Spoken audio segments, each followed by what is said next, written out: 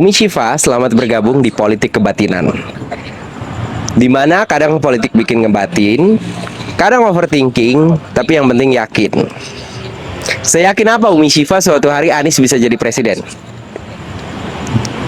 Sampai saat ini karena Pak Anies masih punya value bagi saya, Pak Anies itu adalah orang-orang yang value. Jadi saya sangat yakin, masih 100% yakin. Kita itu sekarang menurut konstitusi kita harus menunggu 5 tahun ke depan. Mungkin 5 tahun ke depan Pak Anies bisa menjadi pemimpin kita semua dan akan merubah semua arah kebijakan Indonesia menjadi lebih baik. Amin, amin, amin. Karena topik kita malam ini sesuai dengan background, jadi kita ambil topiknya social psychology dalam berpolitik. Menurut kamu, korelasi yang paling erat antara politik dan social psychology ini apa sih? Begini Pak, jadi kebijakan politik, jadi begini, ketika orang memilih satu pemimpin, maka pemimpin itu akan membuat satu produk-produk politik. Salah satu produk politik adalah kebijakan. Jadi kebijakan-kebijakan yang nantinya diambil oleh pemerintah sebenarnya sedikit banyak mempengaruhi psikologi masyarakat. Contoh, kebijakan tentang ekonomi, kenaikan harga dan lain sebagainya, itu juga mempengaruhi psikologi masyarakat. Masyarakat yang tadinya merasa, oh ya nyaman dengan harga murah, tiba-tiba harga naik, itu psikologi mereka akan berubah. Mereka akan lebih apa ya? Akan lebih pragmatis begitu Bang. Karena apa? Karena menyesuaikan dengan apa yang menyesuaikan dengan apa yang diatur oleh pemerintah. Dari yang kemarin dipertontonkan pada saat Pilpres 2024 yang udah selesai ini, apa yang paling menurut Umi Syifa terlihat sangat dominan berdampak ke psikologi masyarakat? Hal apa? Pertama Bang, kekecewaan demi kekecewaan. Mungkin kalau dibilang katanya kita itu hanya kelompok 24% begitu ya Bang ya. Tapi nyatanya ketika Pilpres selesai gitu loh, ketika euforia itu sudah selesai, kita mendapatkan satu apa ya, satu kabar yang kurang enak juga ya. Jadi seperti kita tuh di prank gitu ya Bang ya kalau bahasa anak muda, dengan kebijakan-kebijakan pemerintah yang sekarang, yang tentunya nanti akan dilanjutkan oleh pemerintah berikutnya, karena kan slogan mereka itu keberlanjutan gitu loh. Jadi kita tuh dapat surprise yang nggak enak gitu. Ya surprise-nya seperti UKT naik, walaupun itu memang diprotes dan lalu ditunda. Bahasanya bukan bukan ditolak atau misalnya bukan dibatalkan, tapi memang ditunda gitu. Terus sekarang juga ada kebijakan tapera dan lain sebagainya. Ini loh yang menjadi masalah, bahwa ternyata pendidikan politik, psikologi terhadap politik kepada masyarakat itu masih belum terserap dengan baik, sehingga masyarakat itu tidak mengerti apa itu politik. Padahal kebijakan-kebijakan pemerintah itu nanti akan mempengaruhi mereka secara psikologis dan secara sosial.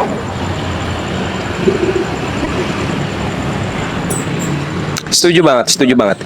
Kalau kita mau mundur sedikit ke belakang, pada saat fenomena bansos itu digulirkan, Betul? apa dampak yang besar bagi masyarakat secara psikologis? Begini Bang, jadi mereka itu sebenarnya, yang saya tahu ya, secara sosial, masyarakat itu sebenarnya sudah bisa berpikir, siapa sih pemimpin yang baik, seperti begitu.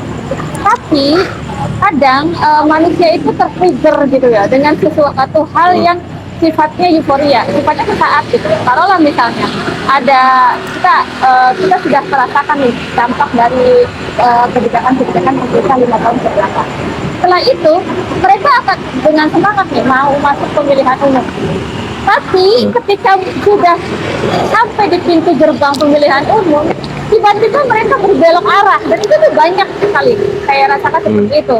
Karena apa? Karena mereka berpikir mereka dapat bantuan sosial, dan ketika mereka tidak memilih gitu loh, tidak memilih calon yang memang diusung oleh penguasa yang memberikan bantuan sosial mereka tuh akan dicabut. Kebanyakan mereka berpikir seperti itu. Jadi bantuan sosial, jadi gini, pendidikan, artinya pendidikan politik kepada masyarakat itu belum tuntas bang. Karena apa? Sejatinya yang namanya bantuan sosial itu bukan bantuan dari orang per orang atau per kelompok, tapi memang benar-benar bantuan yang diprogramkan oleh pemerintah.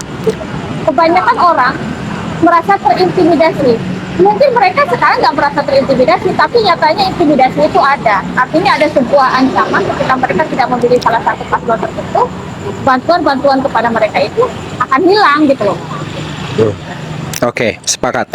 Apa yang membuat mereka ini gagal memahami tentang politik bansos kemarin? Di mana Ya. miss-nya, di mana? Di masyarakat kita itu miss-nya di mana? Kalau dibilang memang ada ada yang namanya, mohon maaf ya, kecurangan secara terstruktur, ya, yes, gitu loh bang. Jadi begini, mereka itu, saya sih ngerasanya bahasanya bukan diancam ya. Mereka itu diberikan satu sounding gitu loh, sounding bahwa bukan dari mereka ya. Jadi ada aparatur oknum dari aparatur sipil ya yang menyonding mereka bahwa kalau kita tidak memilih si A dan atau misalnya si B, ini bantuan sosial dan lain sebagainya tidak akan lagi turun. Bahwa setiap bantuan ini memang berasal dari si A, nih si calonnya si A. Nah kita yang memang tahu terhadap mekanisme bantuan sosial itu, kebanyakan nih, mungkin salah kita sendiri, kebanyakan kita itu merasa capek gitu loh bang, dengan kita memberikan pendidikan, ternyata apa yang kita bicarakan, apa yang kita sounding setiap hari itu selesai semua hanya karena uang gitu. Jadi sebenarnya yang saya amati bahwa masyarakat kita ini sebenarnya tidak terlalu peduli dengan program dari setiap paslon. Yang mereka pedulikan adalah income dari kampanye. Ini yang jadi masalah gitu loh. Jadi mereka selalu berpikir begini, kapan ya uang bansos itu turun? Kapan ya uang caleg itu turun? Ya ini, karena apa? Karena pengawasan di tingkat daerah, baik walaupun di sini ada Bawaslu ya, pengawasan di tingkat daerah cenderung minim bang, gitu. Jadi mereka itu bebas untuk melakukan money politik, apalagi ada black campaign, politik hitam yang mereka lakukan sehingga masyarakat ini tertrigger, oh ya udah saya memilih ini aja. Dan kadang mereka juga merasa apatis juga terhadap politik. Jadi siapapun yang saya pilih nantinya tuh saya gini-gini aja. Padahal kebijakan 5 tahun ke depan itu akan sangat mempengaruhi nasib kita semua. Ya, antara minim atau main mata, oke. Lalu sebenarnya kan tanggung jawab untuk memberikan edukasi politik ini adalah tanggung jawab partai politik. Betul. Gimana dari sudut pandang Umi sebagai atau tidak mampu mengedukasi masyarakat secara luas? Begini bang, partai politik itu sebenarnya kan satu kendaraan agar kita bisa masuk ke dunia kekuasaan gitu loh bang.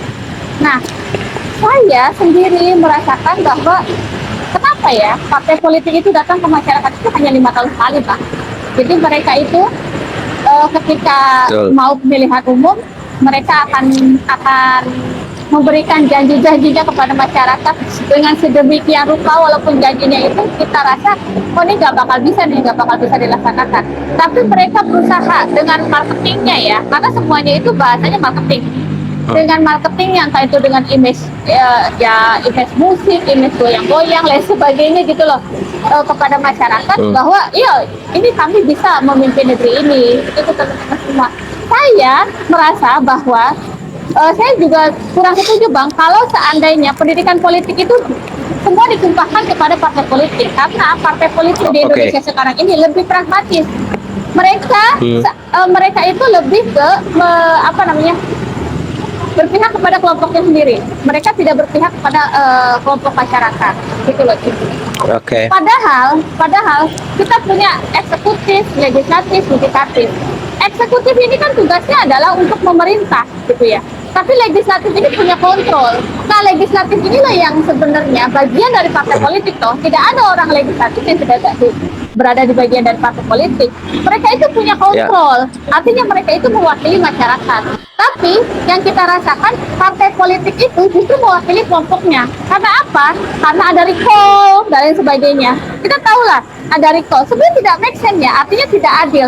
Ketika orang-orang anggota legislatif ini dipilih oleh masyarakat, tapi ketika mereka sudah duduk di legislatif, mereka akan di-recall oleh partai politiknya masing-masing, begitu loh.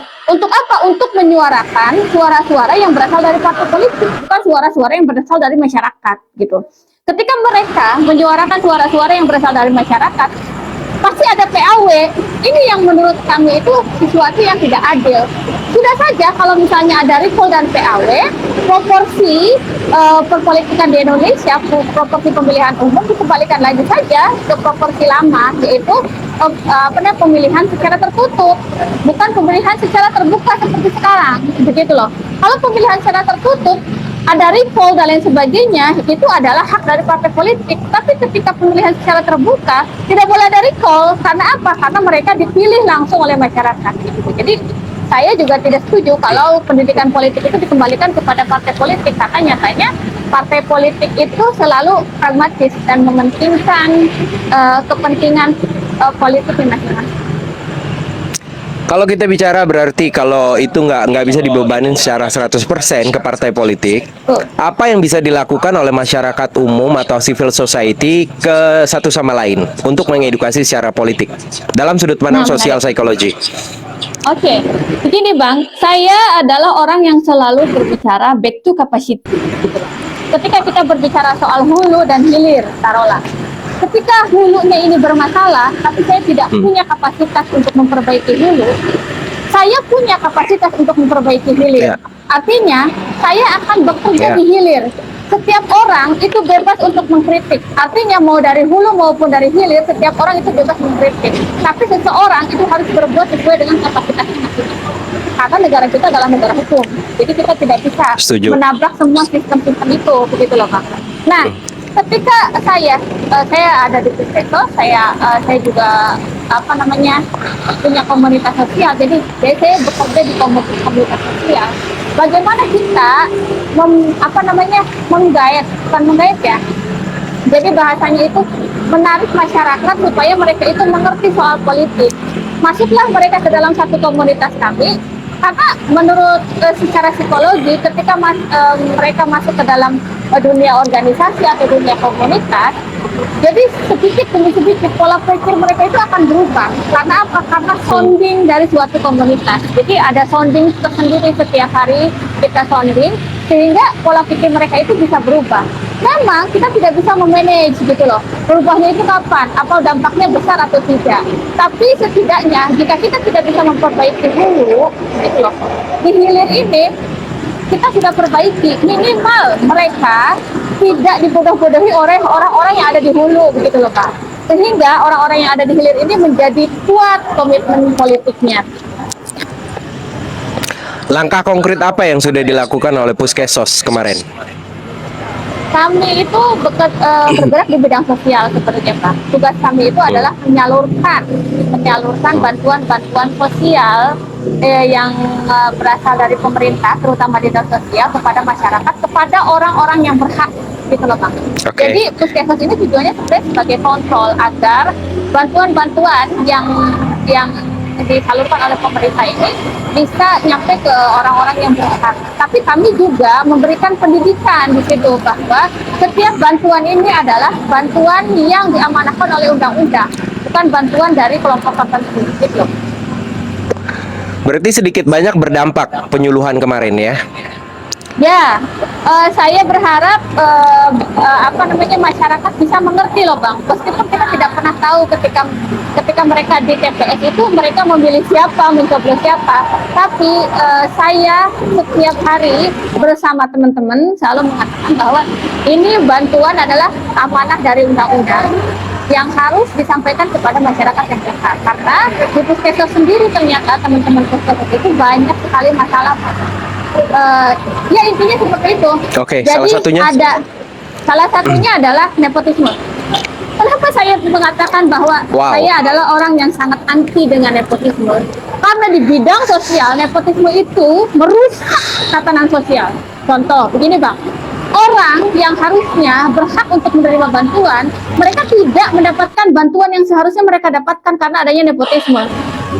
Jadi orang-orang yang dimasukkan ke dalam DTKS atau data terpadu kesejahteraan sosial itu adalah orang-orang yang berasal dari kalangan pejabat. Contoh, adiknya lurah, Wow. kakaknya lurah, keponakannya lurah. Jadi mereka yang memang harusnya mendapatkan hak dari pemerintah, hak dari dinas sosial, mereka nggak mendapatkan haknya karena ada sebuah nepotisme, gitu loh Pak. Makanya saya itu adalah orang yang mungkin paling pertama sangat menentang nepotisme, karena nepotisme itu sangat merusak Bang. Secara psikologi dia merusak dan secara tatanan sosial dia juga merusak. Begitu. Kalau di apa ya, di puskesmas sendiri ya, di dalam tatanan sosial itu sangat merusak Bang. Makanya apa yang sekarang kita rasakan, apa yang mohon maaf para elit perlihatkan tentang adanya nepotisme, menurut saya ini adalah sesuatu hal yang buruk yang diperlihatkan kepada masyarakat seolah-olah nepotisme adalah suatu kebenaran. Padahal dampak dari nepotisme itu sangat merusak. Maka kita tahu yang namanya bantuan sosial itu dia tidak limited ya Pak. Jadi dia punya kuota tersendiri. Jadi ketika bantuan sosial itu turun, dia punya kuota. Ada berapa bantuan sosial yang harus disampaikan. Bagaimana jika kuotanya itu habis, sedangkan orang-orang yang berhak itu tidak mendapatkan haknya? Kalau kita bicara nepotisme agak menarik ya, karena kita dipertontonkan dengan banyak sekali kebijakan-kebijakan yang arahnya ke nepotisme, mulai dari MK 90 sampai ini ke depannya ada satu undang-undang yang disetujui oleh Mahkamah Agung untuk mengkoreksi KPU tentang umur pilkada ini. Gimana Umi melihat ya? Gini loh Bang, kalau kita melihat dari karena ini bisa betul bisa mencontohkan kita melihat dari sisi masyarakat dulu, gitu loh Bang. Dari sisi politik, mungkin masyarakat hari ini diam, tapi ketika secara psikologi mereka punya amarah yang yang ditumpuk dan lain sebagainya, ini akan menjadi bom waktu. Dan ini harus diantisipasi sendiri oleh pemerintah. Itu yang pertama. Kalau kita melihat dari sisi agama, begini loh Bang, Tuhan itu maha sabar. Bagi saya, Tuhan itu maha sabar. Ketika manusia melakukan satu kejahatan atau misalnya satu keburukan di dunia ini, mungkin bukan Tuhan itu diam, tapi Tuhan itu bukan berarti Tuhan itu tidak melakukan apa-apa. Dan hanya Tuhan yang tahu umur kita itu sampai kapan. Gitu loh Bang. Ketika Tuhan mencabut nyawa kita dalam keadaan kita sedang berbuat zolim, disitulah sabarnya Tuhan itu selesai. Dan di akhirat itu udah tempatnya keadilan, gitu loh Bang. Jadi jangan main-main dengan satu kejahatan sekecil apapun, karena Tuhan itu maha sabar dan hanya Tuhan yang tahu batas kita di dunia ini sampai berapa dan sampai kapan.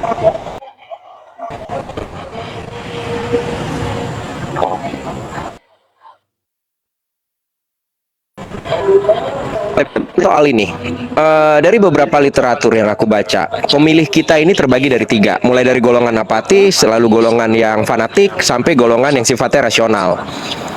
Nah, sedihnya golongan-golongan yang rasional ini jumlahnya sedikit.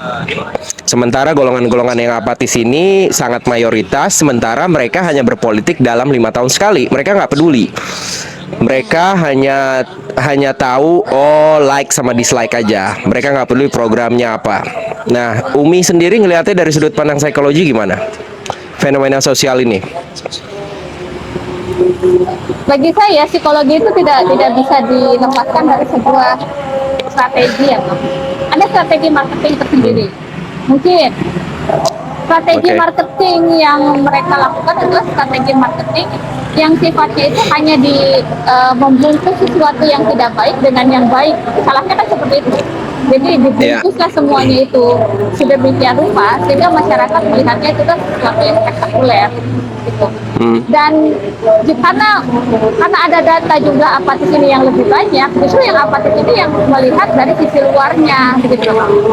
Nah, saya selalu mengajak kepada teman-teman yang memang punya kapasitas dan yang memang punya kemampuan untuk bisa rasional, mari kita bersama-sama mengajak setiap orang atau kita lingkup kecil saja, setiap desa, setiap tetangga, setiap keluarga dan lain sebagainya, agar kita bisa memberikan pendidikan politik. Bagi saya pendidikan politik tidak hanya 5 tahun sekali, tapi setiap hari. Karena apa? Karena ketika kita ada di ruang TPS, itu adalah fasilitas yang diberikan oleh negara kepada kita untuk memilih, gitu, untuk memilih sesuatu yang baik, gitu teman-teman.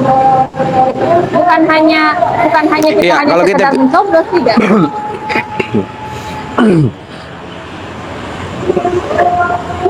Iya bang? Ya makanya kalau kita bicara sistem demokrasi kan ada loophole yang terjadi di mana one man one vote ini sebenarnya ada celahnya. Celahnya di mana setiap orang yang punya kapasitas suaranya akan sama dengan orang yang nggak punya kapasitas. Iya betul. Cara memitigasi hal-hal kayak gini kalau kita bicara di akar rumput, seperti apa sih yang paling ideal? Yang paling ideal tuh begini loh bang, kalau kita bicara soal akar rumput, artinya kita harus masuk satu sistem yang artinya kita harus masuk satu kebiasaan dari masyarakat. Jadi saya punya satu cara ketika kita mendekati seseorang, caranya adalah jangan perlakukan dia sebagaimana kita, dan jangan juga perlakukan dia sebagaimana orang selain dia. Perlakukanlah dia sebagai dia. Artinya jika kita masuk ke komunitas masyarakat, taruhlah Gen Z anak muda, maka cara bicara kita atau kegemaran kita dan lain sebagainya, kita harus mengikuti mereka, begitu loh Kak. Tapi bukan berarti misalnya kita masuk ke sesuatu komunitas yang jelek, bukan berarti kita terbawa jelek. Artinya kita harus back to value. Kita harus punya value, tapi usahakan bagaimana supaya mereka itu nyaman dengan kita, gitu loh Bang. Saya ketika masuk ke dunia Gen Z, taruhlah anak-anak muda, karena banyak sekali anak-anak muda misalnya suka game dan lain sebagainya, kita coba dekati, tapi bukan berarti kita harus terbawa ke arah sesuatu yang jelek. Artinya kita harus tetap jadi permata di situ, bukan membaur dengan mereka jadi pasien. Gitu. Oke. Itu kalau kita bicara Gen Z kayaknya jauh lebih mudah. Bagaimana kalau kita bicara sama orang-orang yang lanjut usia? Nah, ya, kalau kita bicara dengan orang-orang yang lanjut usia, sebenarnya lebih mudah loh Bang daripada Gen Z, karena orang-orang yang lanjut usia itu kebanyakan mereka sudah, artinya mereka itu berpikirnya sudah yang simple aja gitu loh. Kebanyakan yang orang tua itu bertanya gitu kepada anak muda, Mak, ibu pilihnya siapa ya yang kira-kira baik, gitu loh Bang. Dan mereka itu akan lebih mudah, oh ini Bu, oh ya udah selesai gitu loh, dibandingkan dengan Gen Z. Gen Z itu mereka lebih complicated cara berpikirnya, mereka lebih banyak sudut pandangnya, apalagi setiap orang itu Gen Z yang sekarang dengan adanya media sosial dan lain sebagainya, justru lebih polarisasinya itu lebih banyak gitu. Jadi sudut pandang mereka dalam memilih itu lebih complicated. Paradigma orang dalam berpolitik kan beda-beda tuh, ya.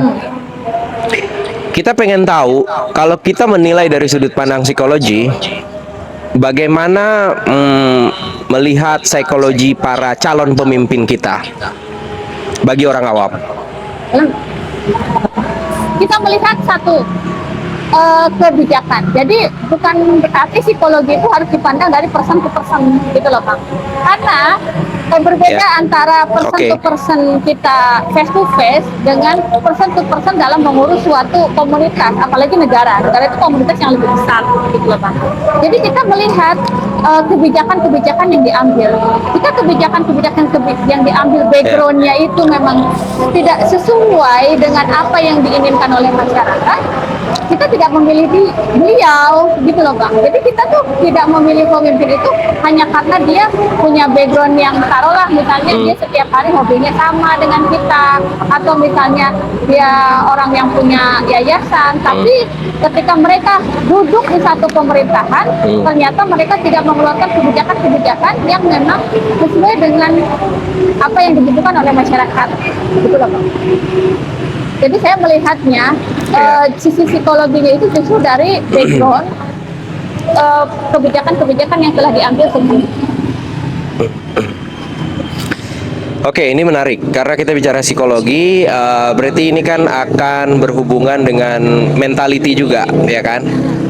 Orang-orang yang kemarin telah memilih dan memutuskan terhadap pilihannya, lalu hari ini dipertontonkan dengan kebijakan-kebijakan yang mungkin mereka sendiri juga menyesalinya. Secara mentality gimana Umi melihatnya, psikologi mereka? Apakah mereka menyangkal atau mereka memang merasa bersalah atau salah pilih aja? Iya, saya sih merasa saya justru punya apa namanya bukan tesis ya, saya punya penelitian sendiri. Hampir 70% ini hampir ya 70% orang yang sudah memilih beliau yang berkelanjutan, mereka itu merasa menyesal dengan pilihan. Dan mereka merasa menyesal kenapa mereka memberikan ruang yang terbuka untuk disogok oleh penguasa. Kenapa mereka memberikan ruang untuk disogok oleh penguasa? Jadi justru orang-orang yang sudah memilih orang lain ya di pihak di luar penguasa, taruhlah orang-orang yang telah memilih Anies, sekarang ini mereka mencurahkan kemarahan-kemarahannya dengan bersikap yang apatis. Artinya mereka hanya defense saja begitu loh. Artinya begini, loh kenapa kemarin Anda memilih si A begitu, padahal sudah tahu kalau si A itu mempunyai background yang jelek. Nah, orang-orang yang memilih Anies itu justru mereka lebih defense. Jadi ya sudah nikmati saja bahasanya loh Pak. Nikmati saja pilihan Anda. Karena apa? Karena walaupun kami tidak memilih beliau, kami itu bisa melewati semua kebijakan-kebijakan sepahit apapun yang diterapkan oleh pemerintah kepada kami. Artinya pemilih-pemilih Anies itu saya melihatnya lebih kuat dan mereka justru lebih mampu dari orang-orang yang tidak memilih Anies. Oke. Kalau menurut kacamata Umi Siva nih, orang-orang yang telah memilih 01 kemarin ini secara psikologi terbagi beberapa golongan. Tadi Umi udah mention soal yang apatis satu atau defense ya lebih tepatnya. Ada lagi nggak yang mungkin lain lagi? Ada lagi, sebenarnya pemilih-pemilih Pak Anies tidak semuanya juga orang yang defense yang sekarang. Mereka masih tetap punya suara untuk menyuarakan istilahnya perubahannya, menyuarakan suara-suara dari perubahan Pak Anies. Mereka masih sampai sekarang masih terus berjuang, bahkan ada beberapa teman-teman kami yang memang punya strategi politik sendiri. Jadi mereka dari sekarang itu sudah menyiapkan mesin-mesin politiknya untuk Pak Anies. Artinya ada apa ya? Ada suatu perlawanan gitu loh. Itu perlawanannya berbeda-beda ya Bang. Saya sih ngerasanya begini. Betul. Ada orang yang ada di pihak taruhlah yang tadinya angel, sekarang jadi devil. Begitu loh Bang. Bisa. Iya. Jadi mereka melakukan cara yang sama seperti yang dilakukan oleh lawan politiknya Pak Anies. Karena apa? Yang kita lihat lawan politiknya Pak Anies sebelumnya itu mereka itu tidak fokus kepada program-program calonnya sebenarnya. Mereka itu hanya fokus untuk menyerang Pak Anies secara personal. Jadi sekarang yang dilakukan oleh para pendukungnya Pak Anies ada yang mereka melakukan dengan cara tersebut. Jadi mereka menyerang lawan-lawannya itu secara personal begitu lawan politiknya. Tapi bagusnya mereka itu mereka tidak mengatasnamakan diri mereka itu pendukung Pak Anies. Karena apa? Karena mereka tidak mau kejahatan mereka itu diletakkan kepada Pak Anies. Pak Anies tetaplah Pak Anies, orang yang baik. Saya adalah saya dan saya akan melakukan cara-cara yang saya bisa supaya kebaikan ini bisa muncul ke permukaan. Oke, berarti Umi ngelihatnya ada beberapa output ya dari apa yang terjadi kemarin ya. Betul. Nah, ini menarik ya kalau kita bahas soal ini. Bisa nggak diambil pembelajaran dari hal ini, lalu menjadi sebuah edukasi politik yang baru untuk kontestasi ke depannya dari sudut pandang psikologi? Dari sudut pandang psikologi, yang pertama begini Bang, kebijakan-kebijakan yang diambil oleh pemerintah, baik pemerintah yang dulu maupun pemerintah yang sekarang, itu sedikit banyak merubah paradigma masyarakat Hmm. bahwa saya tuh sebenarnya punya mimpi, bahwa mimpinya itu apa? Mimpinya bahwa masyarakat itu bisa memandang politik bahwa politik adalah sesuatu yang bersih, dan pemerintah atau penguasa bisa memandang masyarakat bahwa masyarakat itu adalah raja begitu, bukan bawahan yang bisa diinjak 5 tahun sekali. Ya, dan mereka itu hanya bisa dirayu 5 tahun sekali. Secara psikologi, dengan adanya pemilu yang kemarin itu loh Bang, karena masyarakat itu memang mungkin sudah apa ya istilahnya, mereka sudah menantikan pemimpin yang baik, tapi mereka tidak mendapatkan di tahun sekarang. Sedikit banyak masyarakat banyak yang berubah gitu, berubah haluan itu artinya bukan berarti mereka itu berubah menjadi pragmatis untuk mendukung pemerintah, tidak, justru berubah haluannya tuh orang yang tadinya lembut jadi agak lebih keras begitu loh Bang, jadi agak lebih kasar. Dalam setiap langkah politiknya. Ya itu seperti yang tadi saya bilang. Karena mereka ya sudah bosan. Ini yang kita takutkan. Karena yang kita takutkan adalah orang baik itu lelah menjadi orang baik. Yang kita takutkan itu seperti itu. Ketika ada orang baik yang memang sudah berbuat baik karena tekanan-tekanan yang ada, lalu mereka itu lelah untuk menjadi orang baik, mereka itu justru akan lebih jahat dari orang yang menjahati. Kita hanya itu yang kita takutkan. Kita sering ketemu dengan beberapa orang yang punya paradigma kayak gini. Udahlah, kita ini kan orang kecil, kita nggak usah ngurusin politik, kita terima aja. Nah, dari sudut pandang psikologi, untuk mencerahkan orang-orang seperti ini, bagaimana baiknya?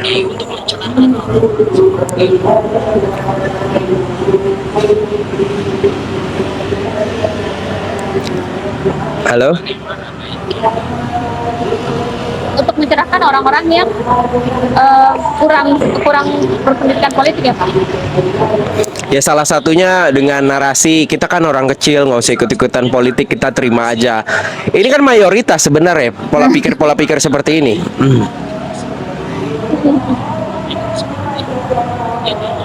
Ya, dulu om saya pernah mengatakan bahwa ketika orang baik tidak masuk dalam dunia politik, maka suatu negara akan dipimpin oleh orang-orang yang jahat. Dan memang itu benar adanya. Jadi ketika orang-orang baik tidak masuk dalam dunia politik, maka mereka akan dipimpin oleh orang-orang yang jahat. Saya sih merasa kita itu sudah terjebak oleh sistem. Tapi apakah Setuju. dengan kita terjebak oleh sistem lalu kita diam saja? Saya yakin ada kekuatan yang lebih besar. Pasti. Terutama kekuatan sipil gitu loh Bang. Jadi ada kekuatan sipil yang memang lebih besar dari kekuatan partai politik. Mohon maaf, saya harus mengatakan seperti itu. Jadi edukasi yang kita berikan kepada masyarakat adalah kita lebih sering untuk memberikan pencerahan-pencerahan tentang kebijakan-kebijakan pemerintah yang memang harusnya diapresiasi dan mana kebijakan-kebijakan pemerintah yang memang harus dikritisi. Lalu kita bisa membandingkan mana kebijakan pemerintah yang lebih banyak dikritisi dan mana kebijakan pemerintah yang lebih banyak yang harusnya diapresiasi. Kalau perbandingan itu sudah ada, oh ya sudah, berarti memang 5 tahun ke depan nanti kita harus memilih orang yang benar. Oke. Umi setuju nggak? Kalau sebagian besar dari kita, Tapi itu yaitu sesuai dengan komunitasnya. Kalau kita ke komunitas Gen Z, ya kita harus.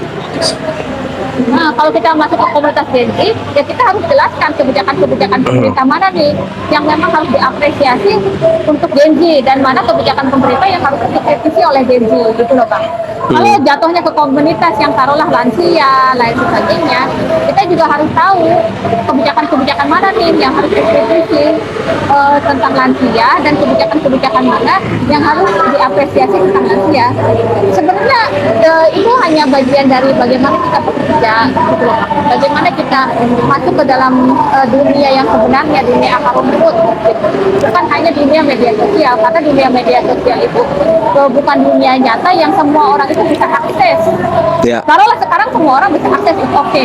Tapi kan bagaimana dengan orang-orang yang di sana, misalnya di daerah 3T dan lain sebagainya, yang mereka sama sekali tidak bisa mengakses dunia media sosial, artinya mereka hanya mendapatkan pendidikan politik dari orang-orang seperti kita yang memang punya kapasitas.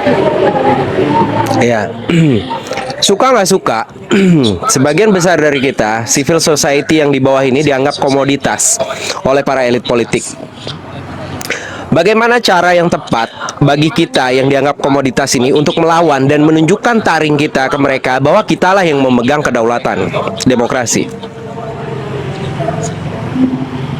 Ya. Dari sudut pandang Caranya psikologi. bagi saya ya. Hmm. Ya, bagi saya secara sosial ya, sosial psikologi. Hmm. Caranya adalah ya kita, kalau saya sih ngerasanya sebagai pemilih Anies, saya sih ngerasanya defense. Jadi artinya begini, ketika mereka mengeluarkan kebijakan yang memang tidak sesuai dengan kepentingan masyarakat, kita akan kritisi, tapi kita tidak ingin melawan hukum. Kita akan jalani sebisa kita. Secara Tapi konstitusional. kita akan tetap suarakan. Betul, secara konstitusional. Tapi tetap kita akan suarakan. Begini loh Bang, sebenarnya suara-suara kita itu kenapa sih nggak didengar? Karena apa? Karena kita tidak masuk dalam partai politik. Karena sebenarnya begini, susah sekali masuk ke dalam dunia politik Indonesia ini ketika kita tidak masuk ke dalam partai politik. Karena sistem negara Indonesia itu apalagi ada presidensial threshold dan lain sebagainya yang menghampiri kita itu masuk ke dalam partai politik. Ada teman-teman kami dari komunitas lain, misalnya komunitas LSM dan lain sebagainya, aktivis, yang memang mereka tidak mau masuk partai politik, tapi mereka menyuarakan suara-suara mereka ke partai politik. Itu loh Bang. Ini untuk di tingkat daerah. Ya. Mungkin tidak sampai ke tingkat elit, karena apa? Karena kebijakan antara daerah dan elit itu akan berbeda. Tapi setidaknya kami itu berjuang di daerah untuk menyuarakan apa yang sebenarnya terjadi dan apa yang sebenarnya diinginkan oleh masyarakat. Oke, ini untuk cooling down sedikit ya, biar gak terlalu serius banget. Andai ini kita main games nih sekarang. Andai Umi Shiva itu bisa menjadi seorang superhero, lalu superpower apa yang ingin Umi Shiva punya dan ingin diberikan kepada negara ini? Sebut saja negara ini Republik Fantasi. Ini loh Bang, sebenarnya menurut negara itu tidak hanya berkaitan dengan dia punya kepintaran ya, sebenarnya dia punya kapasitas secara finansial atau misalnya dia punya kapasitas Intelektual. secara IQ atau intelektual atau tidak.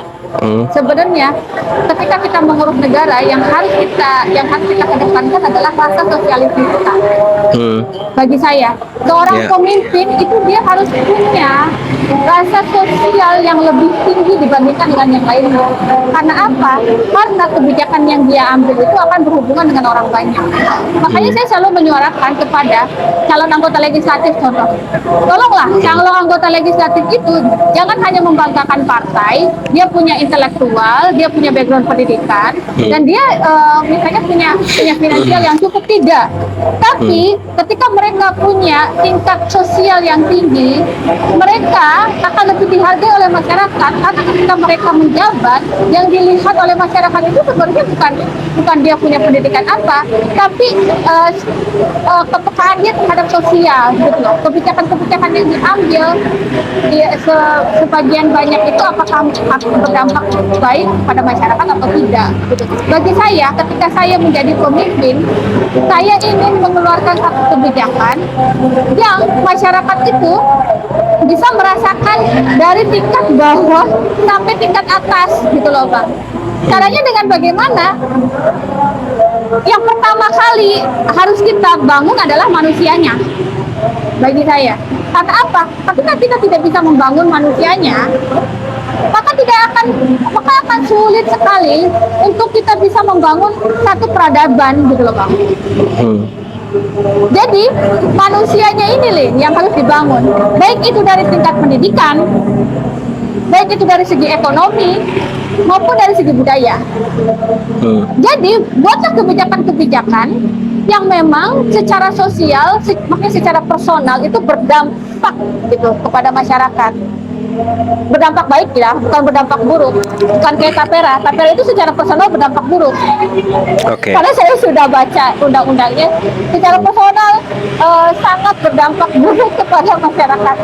Tapi buatlah kebijakan yang secara personal itu berdampak baik kepada masyarakat. Pendidikan gratis. Saya pernah dengar bahwa di Eropa itu pajak itu bisa nyampe 30%. Tapi apa? Ketika mereka masuk di transportasi sosial, ketika bukan transportasi umum ya, ketika mereka naik transportasi umum, mereka gratis. Yang kedua pendidikan gratis. Yang ketiga kesehatan gratis. Gitu loh. Artinya ya kebijakan ini yang berdampak terhadap person to person gitu loh. Nah kalau kebijakan secara person to personnya sudah berdampak kepada kehidupan sosial, budaya, politik dan lain sebagainya akan berdampak. Kalau kita bicara legislator atau legislatif, ini agak sedikit kompleks ya, bahkan agak paradoks sebenarnya. Di satu sisi, karena sistemnya yang sudah bobrok dan sudah diturunkan dari sejak lama, pada akhirnya money politik itu kita nggak bisa menutup mata, bukan hal yang tabu lagi. Oke, dengan sedari awal dia sudah membeli suara kita, lalu pada saat dia ingin memperjuangkan masyarakat bawah yang dia wakili di parlemen, itu dia bisa menganggap bahwa udah nggak perlu diperjuangkan, suaranya udah gue beli, kasar gitu. Dan itu terlihat dari apa yang kemarin gembosan-gembosan di hak angket. Civil society mengharapkan hak angket itu kemarin bergulir untuk dipertontonkan. Bicara hasil beda cerita ya. Dan nggak terlepas lagi dari tapera-tapera ini, kan ini ada andil dari para legislator kita yang mensahkan itu juga toh. Gimana Wing lihatnya? Gini loh Bang, sebenarnya kita legislatif, eksekutif, legislatif, dan yudikatif. Saya pernah mendapatkan, bukan ini entah benar atau tidak, jadi kebetulan om saya itu adalah seorang anggota legislatif dulu tahun 2012 di Timika Papua, tepatnya. Jadi beliau itu selalu mengatakan bahwa legislatif itu punya 3 fungsi. Yang pertama kontrol, yang kedua adalah pembuat undang-undang, yang ketiga adalah budgeting. Dia mengatakan seperti itu. Sebenarnya secara teori, gitu loh, secara teori legislatif itu harusnya menjadi oposisi dari eksekutif semuanya. Jadi eksekutif kan pemerintah toh, gitu loh. Jadi semuanya legislatif itu secara teori itu harus menjadi oposisi dari pemerintah. Kenapa sekarang legislatif itu lebih pragmatis, gitu loh Bang? Lebih ke itu pemerintah. Artinya mereka tetap ada di dalam polarisasi bahwa mereka itu tim koalisi apa tim oposisi, gitu loh Bang. Karena apa? Karena ada kebijakan presidensial threshold bagi saya salah satunya. Kenapa? Kebijakan presidensial threshold 20% itu ya membatasi langkah-langkah legislatif. Kalau mereka tidak masuk dalam koalisi, mereka ada ketakutan tersendiri bahwa di pemilu berikutnya mereka tidak punya teman koalisi untuk menaikkan calon-calonnya, gitu loh Bang. Jadi mau tidak mau mereka harus berkoalisi dengan penguasa.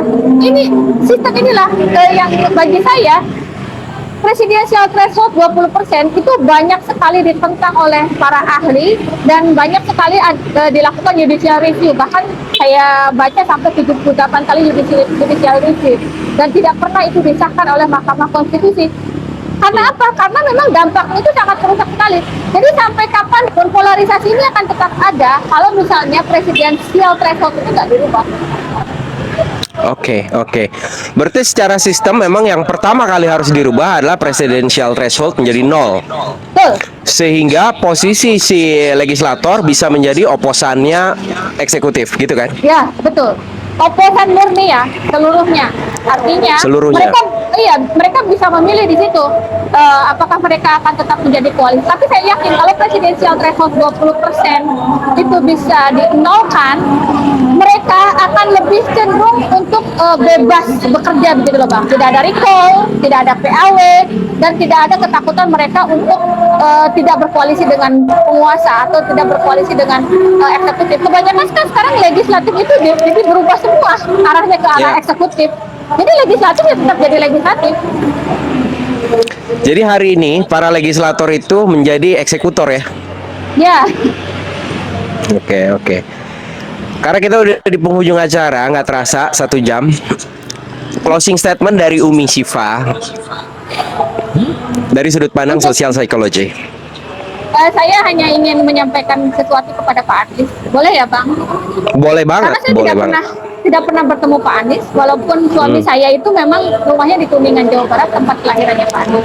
Jadi Oke. saya selalu mengatakan di setiap video saya, Pak Anies jangan pernah lelah jadi orang baik. Gitu. Dunia ini hanyalah persinggahan bernama dunia. Terkadang dunia ini nggak adil, tapi kita dituntut untuk menikmati sebuah ketidakadilan. Dan akhirat atau hari akhir kematian adalah gerbang untuk kita dapat menikmati keadilan yang sesungguhnya. Jadi saya selalu mengatakan Pak Anies jangan lelah jadi orang baik, tetaplah menjadi Pak Anies karena Pak Anies bagi kami adalah orang yang punya value. Dan saya adalah orang yang gampang sekali Bang. Jadi ketika orang tidak mempunyai value, saya tinggalkan. Artinya sampai sekarang saya memilih Pak Anies, saya akan tetap mendukung Pak Anies karena Pak Anies. Keren sekali, luar biasa. Suara-suara Umi Syifa di tiap-tiap komal juga selalu menggelegar. Terima kasih atas waktunya. Akhir kata saya selalu bilang politik itu asik asal jangan diusik. Salam buat keluarga Umi. Salam juga buat keluarga Abang di rumah. Dan Terima salam kasih buat Pak Anies, waktunya. salam kebaikan, panjang umur perubahan. Terima kasih. Amin, amin, amin. Assalamualaikum. Waalaikumsalam warahmatullahi. Terima kasih yang udah nonton, udah tap-tap layar. Follow Umi Syifa juga. Nanti subscribe YouTube channelnya Agam Black juga. Karena ini izin ya Umi diupload ke YouTube.